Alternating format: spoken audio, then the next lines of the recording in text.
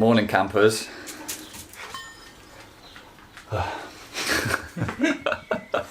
delicate. We went riding all day yesterday, and I proper piled in, and I've got a little bit of injury that I'm carrying. Have you got a little boo boo on? I've got a little. I thought I'd broken a rib. I haven't, but I'm hurting. Give me a cuddle. Right. Have you had a teaspoon of cement and hardened the f*** up? Yeah, yeah. I've got nothing, mate. Normally we're hungover. Today we're not hungover at all, but I'm just aching. He's aching as well. He's aching. Great. Yeah. Just so everyone can. A full day of riding in Wales. We always disappear abroad to ride. Just come to Wales. 8 hours with just epic scenery. Anyway, let's get back to this. We've now been working on this bike for a long time, as you've seen, and today is a mega exciting day for us. We are hoping to get this thing started. So there's a few jobs to do first. We've got to put in the starter relay, we've got to put in the oil tank, and obviously put some oil in, which would be helpful. And also put on this Joan Agarus sprocket. The sprocket, the dog's just down there, and he looked at me when I said that. Not you, mate, this is what you're named after, one of these things. And then see if it cranks, but I mean, this is really exciting. There is now, we leave for Hellas in 1 month and 1 day, and it still looks like this, so. Why did you have to phrase it like that? Yeah, just to scare Alan. It's very nice for you to say, we need to do some work. I'm knackered. I've got nothing. This is totally the correct way to jack up a bike, by the way. Yeah. Just add more ratchet straps. It's like duct tape, but better.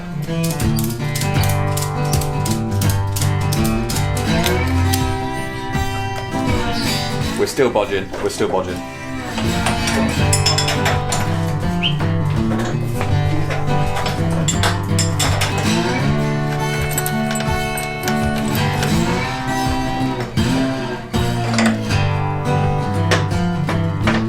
I know I need to do an Alad thing. Alad does this a lot. Ta-da! There we go. You forgot your thumbs as well. My f***ing ribs. Oh, I'm in pain. I'm in pain. Send help. Please, I'm gonna drip like a drippy thing. Somebody. He's laughing, but he's internally crying. Yeah. There's something about fitting shiny bits in there, Alad. It's a good feeling when you fit brand new shiny bits. You know, like when you watch Orange County Choppers and they put together all those nice shiny bikes. You can't say that name. Why? It's like Rally Duck Choppers now. It's that thing. Rally Duck Choppers. There's just something satisfying about putting new bits together because it just works, doesn't it? How much would it cost you to put that on your lips? I nearly did it then, just anyway.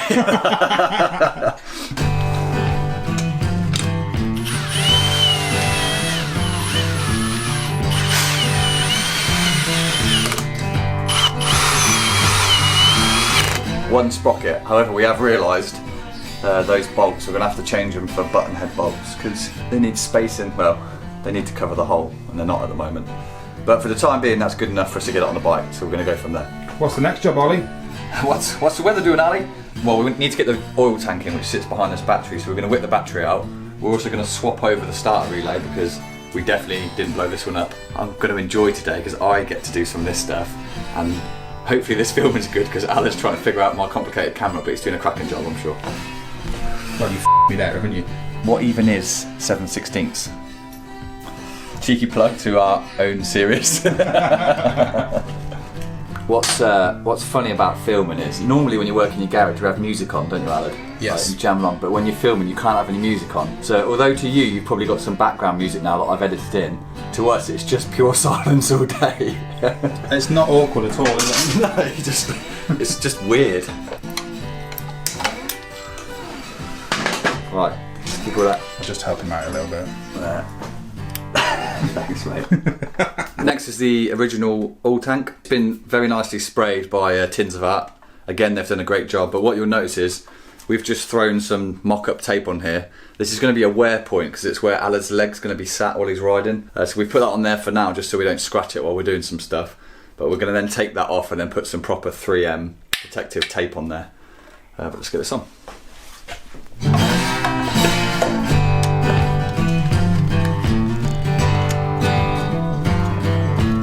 There's no way you're going to be able to film this one because there's no way I can get my bloody hand in, mate. So good luck.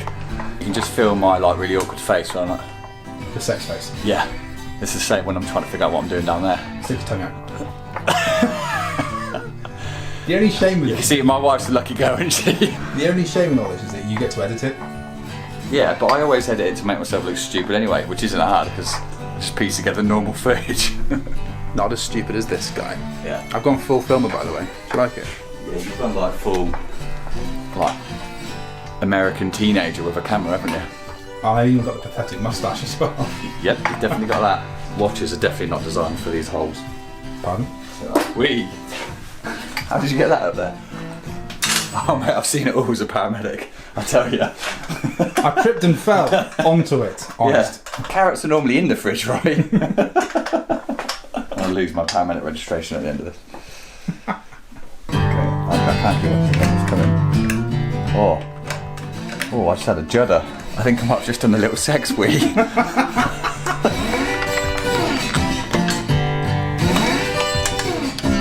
So this is how far I can turn it every time. Brilliant. I think you could probably start filming now. We're going to be here a while.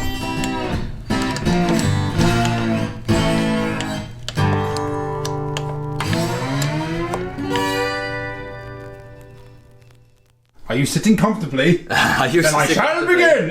I shall begin! Right, we're going to just talk to you a little bit about oil tanks now. So, a lot of people watching are going to be in the UK, and a lot of bikes in the UK are wet sump bikes. So what wet sump means is all the oil sits in the engine. That's why you have your sight glass, because all the oil's always sat in there. However, with Harley Davidsons and a few other bikes, they're dry sump. So what that means is you have the oil tank, as you just saw us fit. So all the oil sits in here, and then it gets ran through the pump, through the engine and back into the tank. So it normally all sits in this tank. Now we are putting this back together essentially how it is as standard, but we're going to change a few things. So, you know, with reference to our climber manual that we've got, which is essentially a Haynes manual, you can see here how the lines are running down. So these, in case you can't read this right, and the feed lines are the hashed lines.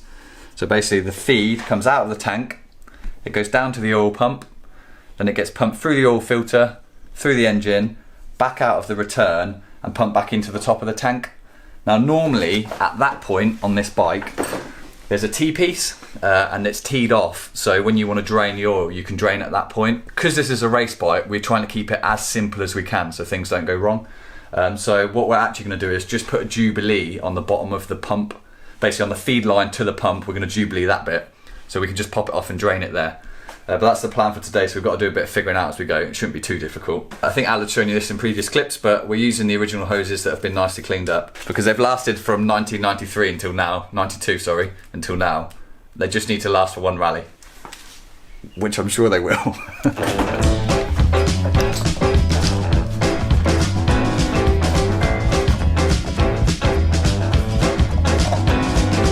What I need to point out here is he is absolutely bricking it doing all the film work.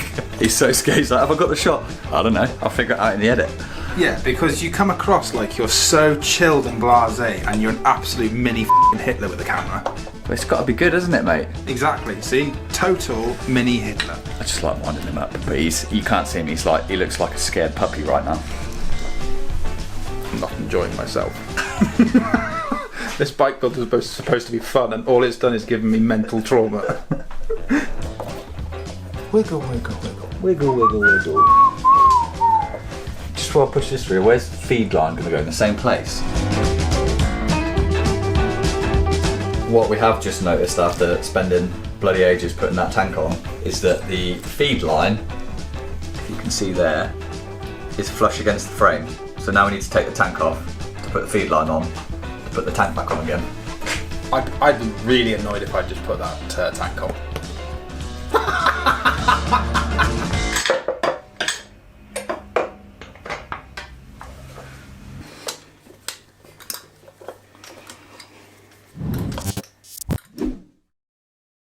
The filming's been a bit bitty today. He keeps getting pulled out for chores, and we've just had a barbecue where I've eaten one double burger, a massive sausage, a kebab, another double burger, loads of cheese, another kebab.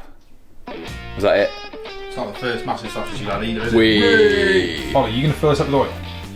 That's the plan, if you can tell me where the oil is, mate, yeah. Well, it says 3 quarts of oil, so what's that in litres? 3 quarts, that is 6.5 elephants, mate, that one. This box here is our oil box. We're about to put some oil in. Sorry, Moscow. Bye, Moscow. Hello, Puterline. We realised that through this series we've done a really poor job at telling you about the sponsors, and they've been like really kind to us and given us stuff and helped us out. We're doing a really shoddy job of bigging them up like we should. So for this one, we are good to go. Is this good enough? Puterline for all your oil needs. We figured out that 3 quarts is 2.84 litres. Hang on. Has it got the stopper in it, Ollie? Yeah. You look like a Wonder Woman. Right, this is where we see if all our oil lines are going to leak or not. It doesn't have a sump plug in it because it is a dry sump. Sorry, I wasn't listening. What did you say? Did I ruin the joke? Yeah. Oh, okay. It doesn't have a sump plug anyway because it is a Dry sump. Thank you. Good. Right, that's 1 litre or 1 point something quart. This is the most cack-handed way to put oil in because I'm trying to get it in sharp. You have to excuse my friend, he's a little bit slow. Right, so that's 1.6. So let's just put a little bit more in. Still 1.6. My accuracy knows no bounds. The really good thing about this shot though is that your finger that you stuck in that wheel literally looks like a sausage compared to the rest of them. So the story behind that is, I had a big crash on my little 350 and my kill switch doesn't work. And as every biker does, the first thing you're worried about when you have a big crash is your bike, not yourself. And seeing as it was lying on its side, I didn't want, well, it's a good job we're talking about this, I didn't want it to run out of oil and the piston to seize. So I hit the wheel to try and stop it, it would kill the engine. But what actually happened was my glove got caught in the wheel and I nearly lost my finger. So not only did I have what we thought yesterday was a broken rib, but I also had a very poorly finger. Right, that is as close as we can get without a proper measuring jug to 3 quarts. And in case you weren't aware, Ollie, just turn around really quickly. Thanks to Puterline. Puterline for all your oil needs. What is there? Oh no, wait. We've just realised their actual tagline is driven by technology. Puterline, driven by technology. Well, they're driven by technology. This is going to be driven by a Welsh idiot.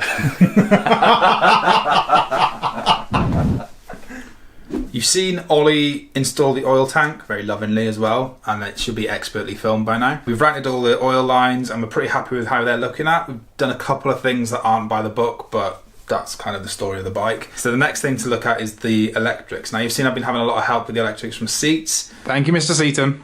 That's okay. And we got to the point where we're just trying to figure out a couple of little electrical gremlins. There shouldn't be a lot of things going wrong with it, but it's just a case of teething issues. So the next part that I want to figure out is the ignition part, and that is the Dynatec ignition. When to the ignition on, the red light should come on. I think it should stay on, but it doesn't. So there must be interference somewhere. And then you rock this backwards and forwards to get it timed up. So that's the next step. I just want to see why that red light isn't coming on and staying on when I'm doing that.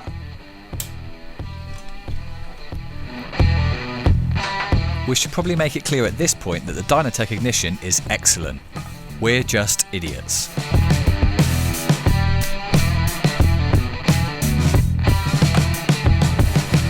You could see there was a bit of flickering going on the light. Now just applying a little bit of common sense, which has never done me any favours in the past.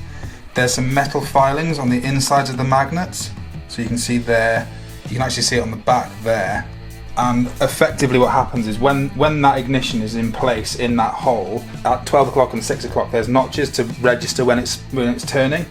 So I'm just going to take those metal filings off and see if that solves the problem, which I'm hoping it does. And then I'll worry about where the metal filings have come from later. It's like when you change your oil and you're Half a gearbox drops out. half a gearbox and you're like, nah, we'll see if it runs. Yeah. That can be a problem for the next buyer. I didn't say that.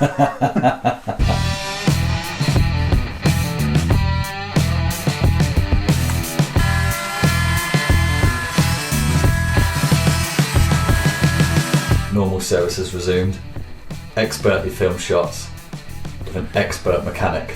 Competent. Hang on, did I say expert? What I meant was, we're both idiots.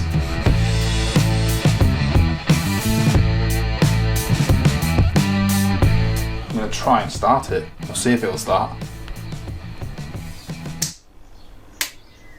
Okay.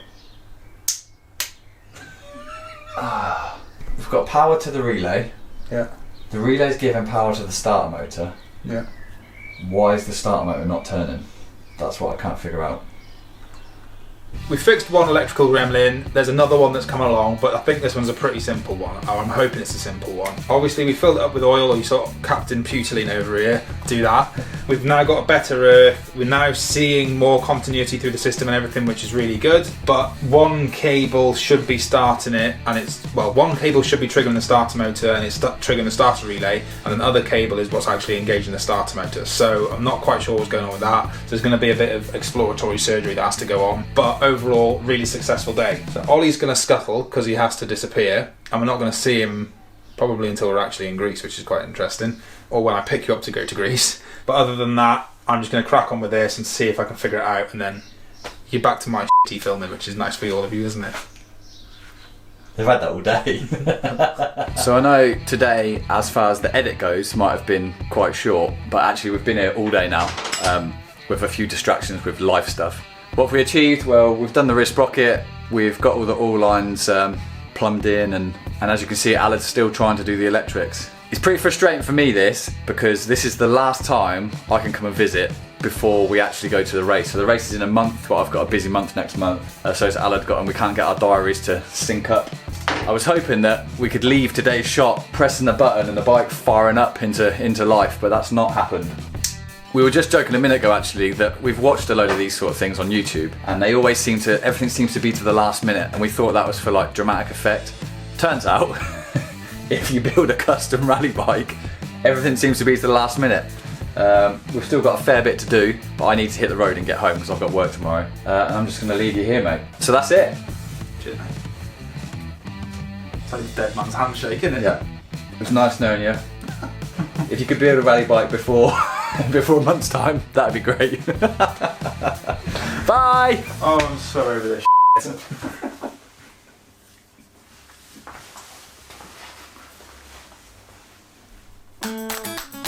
Next time on Full HD. Come on, please.